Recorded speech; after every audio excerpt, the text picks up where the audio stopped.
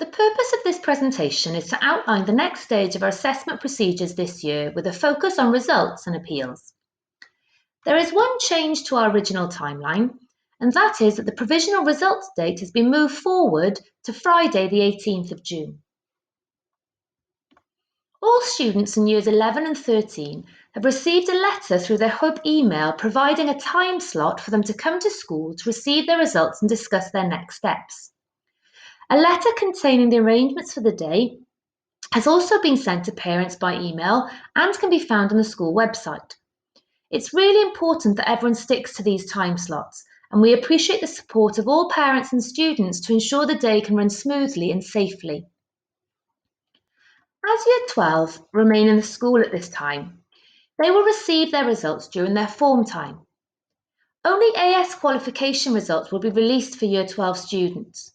There will be no results in any of the vocational subjects, business, sport, or public services, or for the Skills Challenge Certificate, as these are all two-year qualifications.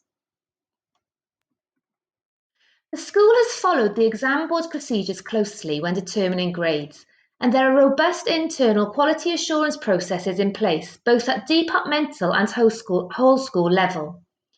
In line with the guidance provided, grades are based on a holistic judgment of performance across the evidence presented by the students.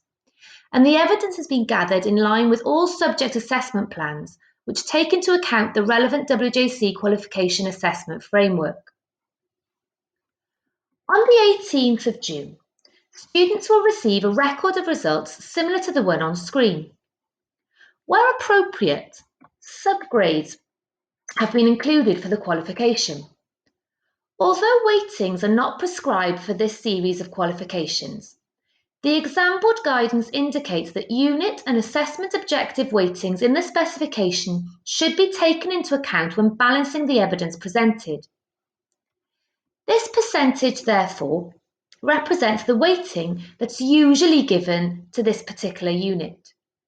Where the percentages don't add up to 100%, it would reflect that some elements have been removed as part of the amendments for this series. Next to the percentage is the subgrade for each of those given units. And finally, you'll see the overall grades, which are based on holistic judgment for that particular qualification. When a qualification is linear, such as GCSE Maths, Numeracy, Welsh and English Language, or Art and Design, no subgrades will be provided. For qualifications offered by exam boards in England, the arrangements are a little different, and so no results for the following qualifications will be available until August.